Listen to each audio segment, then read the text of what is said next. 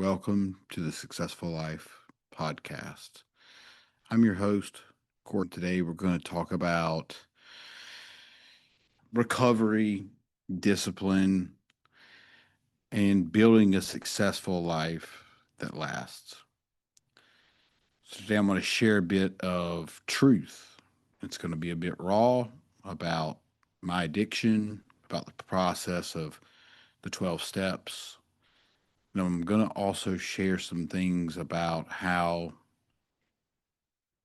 you know, I, how I had struggles through the darkest times of my life. And, for me, addiction isn't just about, it's not about just using. For me, it was about escaping. It was a way to run from reality, from the pain, from myself. And the problem is, no matter where I go, I take me with me. So wherever I show up, I'm still there. I can't really escape from me.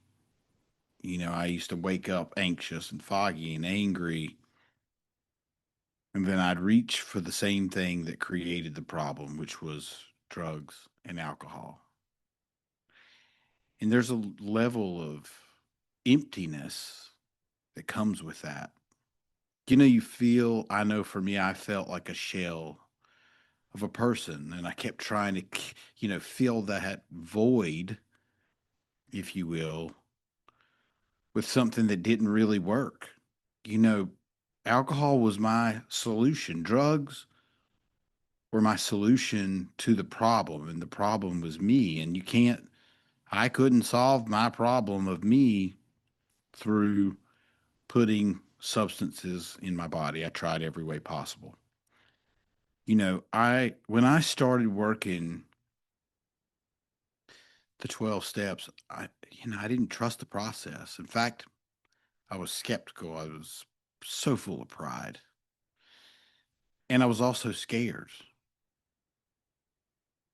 But what the steps did for me is it stripped away the lies that I was telling myself. And the lies run deep. And listen, I'm telling you this story because there's so much pain in addiction. There's so much pain trying to run from yourself. And the truth is, I tried every way possible to do this without the 12 steps, and I couldn't do it. Now, you could be different, and you may not subscribe to the 12 steps of recovery, but it's the only thing that's kept me sober. And it's the thing that's given me such a joy in my own life. It's given me an opportunity to look at the things that I didn't want to look at. Now, I'm not saying that it's easy because it's not. Believe me. When you have to look at the things that you've done in addiction, it is painful. The pain that you caused other people, the shame, the guilt, the discontent. A lot of people say when you go back out after you've been sober for a little while that you may not make it back. And here's my perspective on that. I always thought, the drink will never kill me. The drug will never kill me. That could be different now because there's fentanyl and everything. And so you'd really run a much higher risk now of getting a bad batch of whatever it is you're doing. But I'll tell you, for me, what almost killed me was the guilt and the shame and the remorse of having to come back in to the rooms. It's so embarrassing to have to go pick up a white chip At least that's what I thought. But picking up that white chip for me was very humbling after being out for a long time. I haven't drank in a long time, but the drink is not the problem. I was the problem. And even though I haven't drank in almost 16 years, about 7, 8, 9 years ago now, as I mentioned before, I started smoking weed. No big deal. It's natural, blah, blah, blah, blah, blah, blah. And I slowly burnt my life to the ground. I slowly destroyed my marriage, destroyed my finances. We were behind on everything. And I was so egotistical. I was so prideful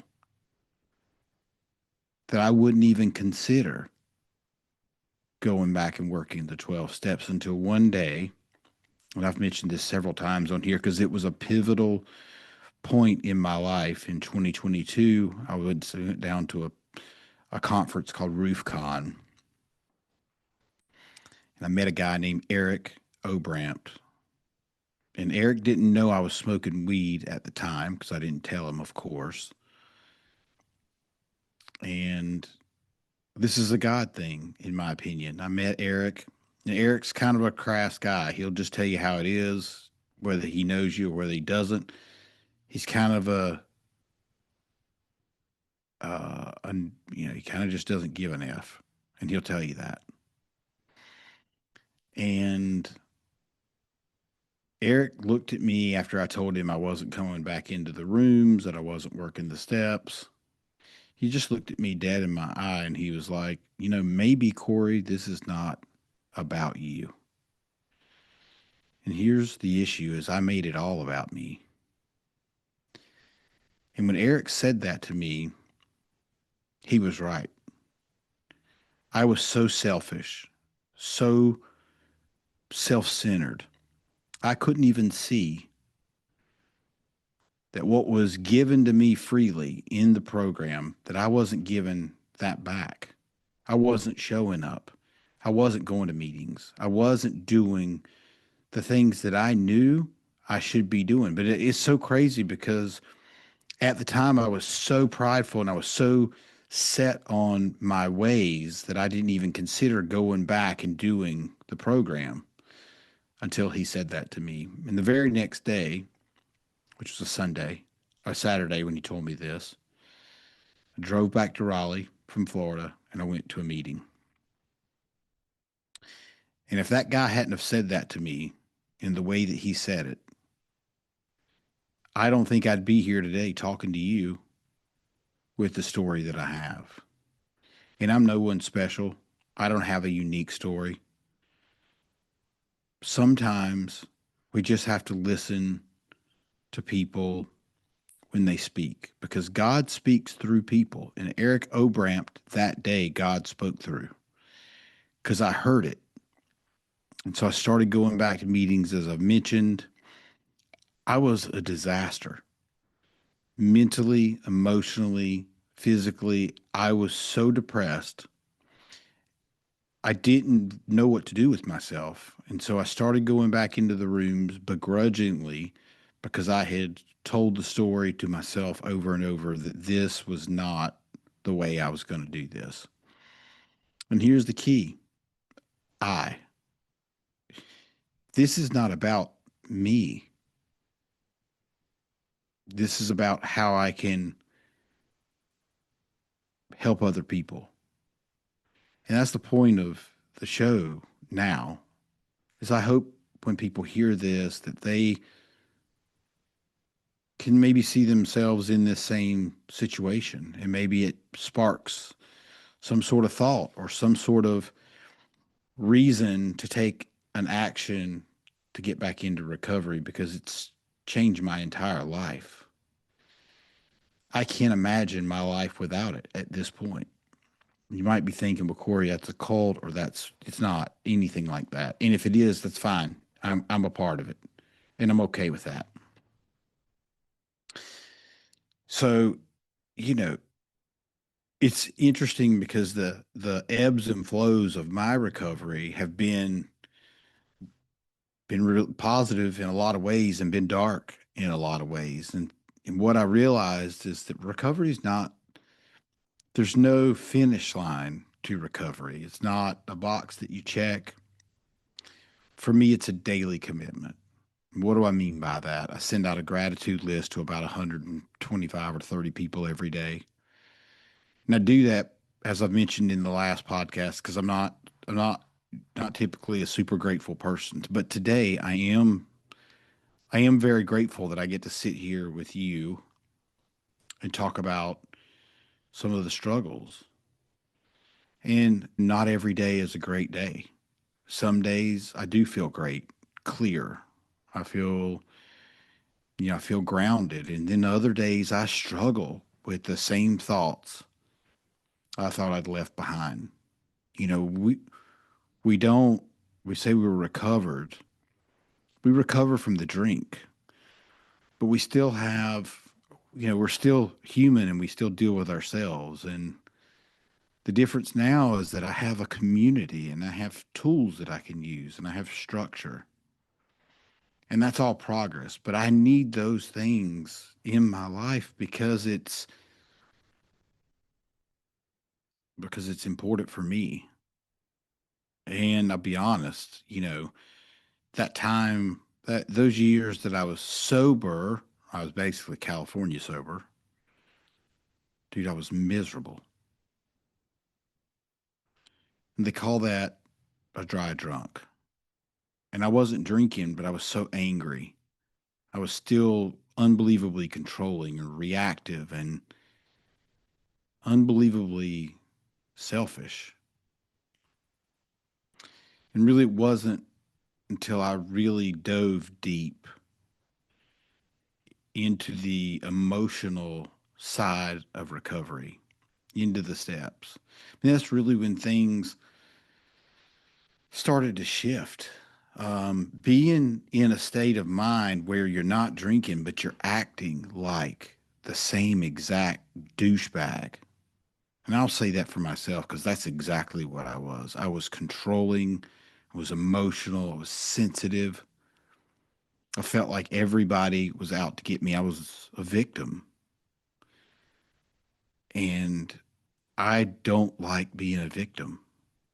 I didn't like the person in the mirror. In fact, I hated the person in the mirror. And one of the things that attracted me about the program is the promises of recovery. And the big book talks about that. And I didn't believe that I deserved the promises personally. I didn't even believe that they were possible for me. But slowly, those promises started to come true for me. And we say sometimes slowly, sometimes quickly. Um, I didn't, I wasn't working at the time. I was, like I said before, I was behind on everything. My marriage was completely falling apart. And those things didn't repair overnight. In fact, some of them didn't repair at all. And that's okay. That's God doing for me what I can't do for myself. And I don't regret the past anymore. I've learned to look at those past experiences and face life head on. I've built, I should say, rebuilt relationships that I thought were gone forever. I have a job that I'm proud of. I have relationships today in a community that I can depend on. I just reached out to one of my guys just this morning and I said, "Hey, man, I need your help Saturday morning to move." She's like, "No problem, dude. I got you. What else do you need? What time do I need to be there?" Do you realize, you realize how important that is when you've got people in your corner? I had another guy text me last night in the industry. His name is Todd Lyles. He said, "Hey, man, I just wanted to check to see how the podcast was going." I said, "Oh, I'm getting great feedback. What makes you ask?" And Todd said, "Corey, I'm asking because I care." And that's recovery. Todd's not in recovery, but it's things like that when people reach out and say they're just reaching out because they care. I didn't have that in my life. I didn't have that in my life when I was not going, when I wasn't actively in recovery. I didn't have people that cared. I didn't have people to reach out and ask me how I was doing. And guess what? I certainly didn't reach out and ask how other people were doing because I didn't care. And so there is so much power in recovery. And I'm so grateful today that no matter really what happens in my life, I have a plan.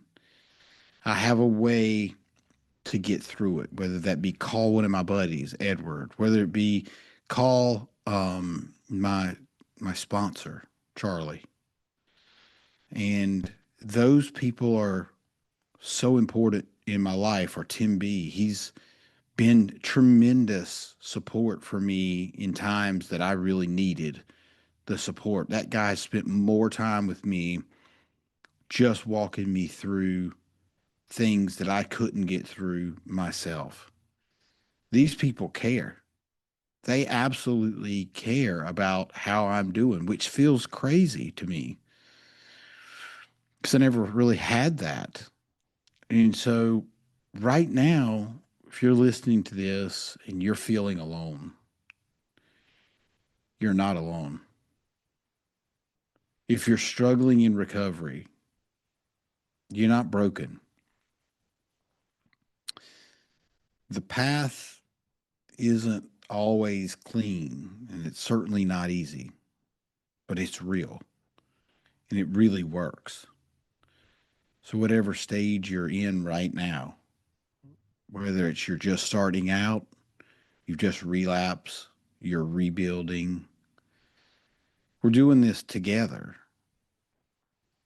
because somebody did this for me, which is the reason that I'm wanting to change. Not wanting, I am changing the direction of the podcast because I want people to hear this and hopefully it helps them to make a decision. And listen, you're just one decision away from a better life.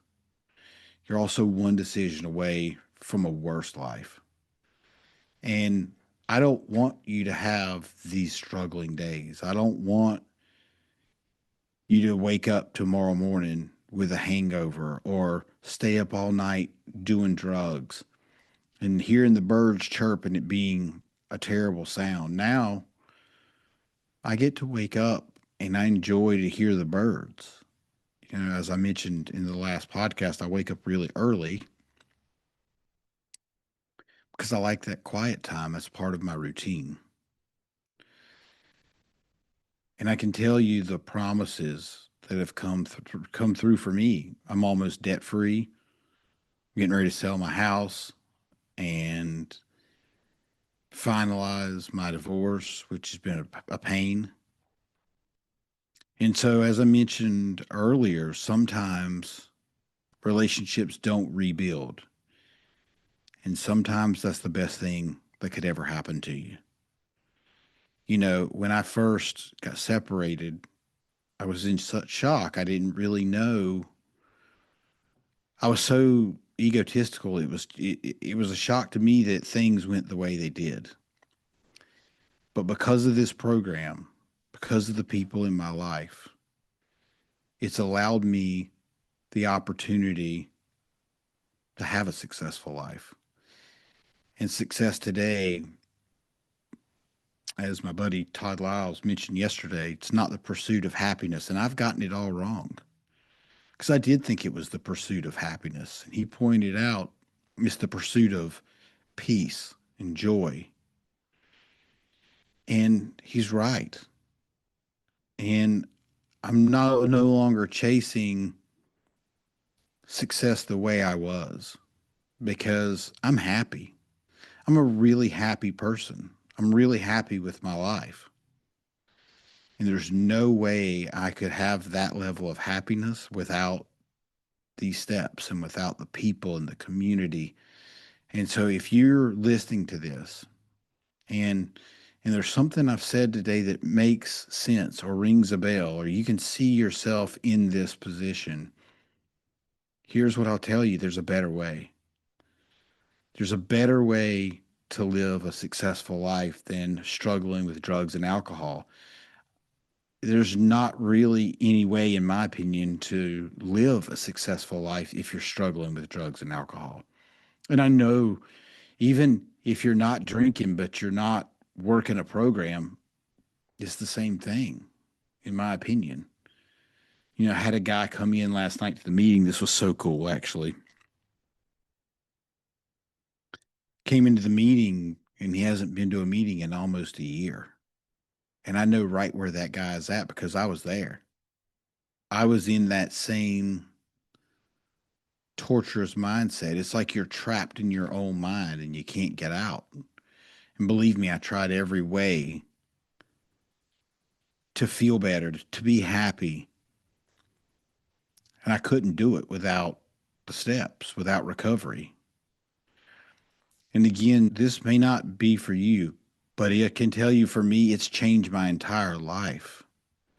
It's given me a life beyond imagination. Like I wake up every day looking forward to the day. I can't say that that's always been the case. I can't say that I've always looked forward to it because there were many days, many nights, and many years I didn't even want to wake up in the morning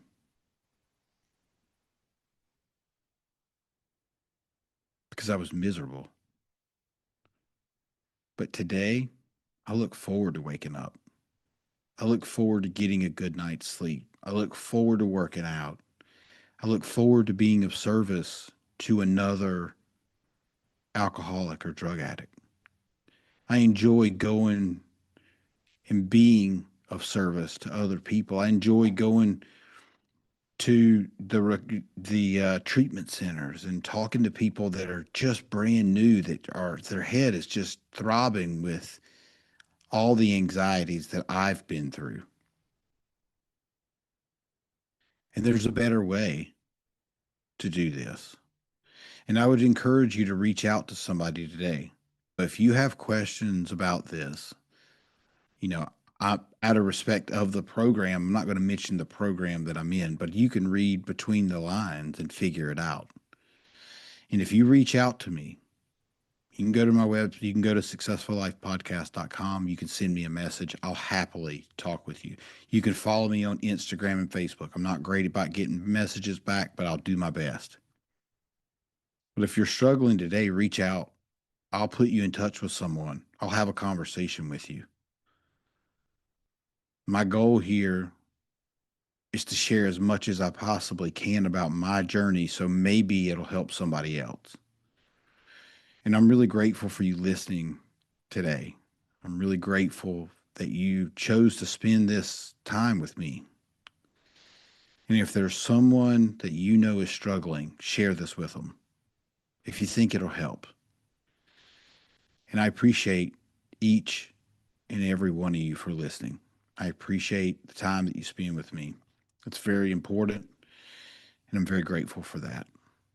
I appreciate you all. I'll see you next Friday.